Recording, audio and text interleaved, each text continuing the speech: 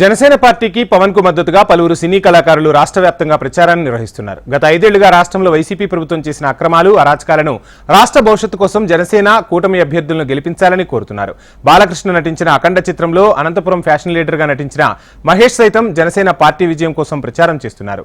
పవన్ కళ్యాణ్ పై ఉన్న అభిమానంతోనూ కళాకారుల సంక్షేమం కోసం జనసేన పార్టీ కూటమి అభ్యర్థులకు ప్రచారం చేస్తున్నామంటున్న సినీ కళాకారుడు మహేష్ తో మా ప్రతినిధి కాంతి ఫేస్ టు ఫేస్.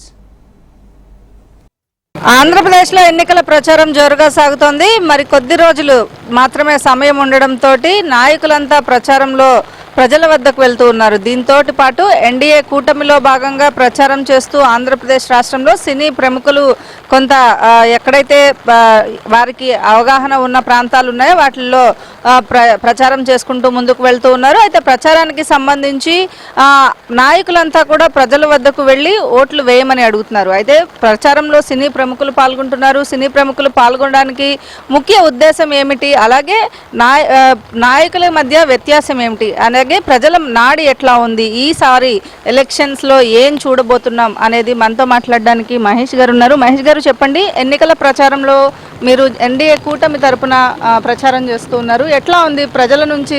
ఇది ఎట్లా ప్రజల నుంచి అనూహ్యమైన స్పందన ఉందండి. ఎన్డీఏ కూటమి అధికారంలో రావడం తథ్యం.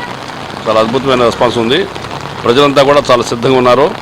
ఎప్పుడు 13వ తారీఖు వస్తుందా, ఎప్పుడు ఎన్డీఏ కూటమి అభ్యర్థిని గెలిపిద్దామని అసలు సందేహం లేదు. ఈసారి విజయం తథ్యం.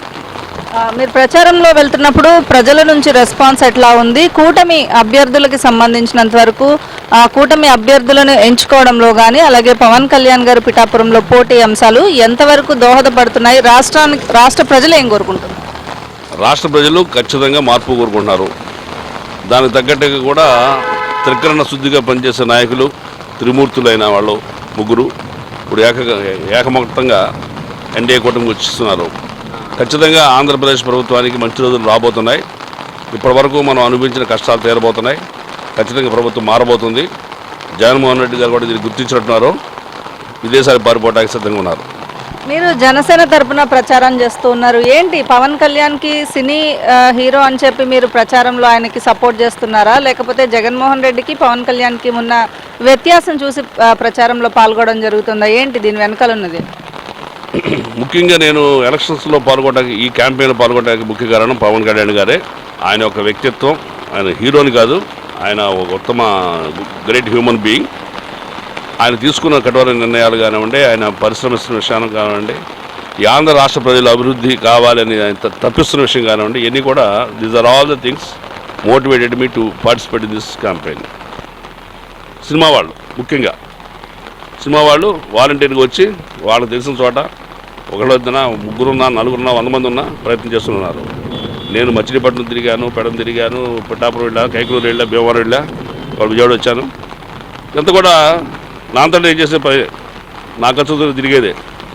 కేవలం నేను సైతం పవన్ కళ్యాణ్ గారి ఆశయానికి మద్దతుగా నిలిచానని చెప్పుకోవడానికి. రాష్ట్ర వ్యాప్తంగా మేము ఎక్కడైతే క్యాంపెయినింగ్ చేశామో అక్కడ మాత్రమే కాదు, మిగిలిన ప్రాంతాల్లో కూడా ఎన్డీఏ కూటమిని గెలిపించేందుకు ప్రజలు సిద్ధమై ఉన్నారు. వైసీపీ అరాచక పాలనను అంతమొందించేందుకే కూటమిగా 3 పార్టీలు కలిసి వెళ్తున్నాయి.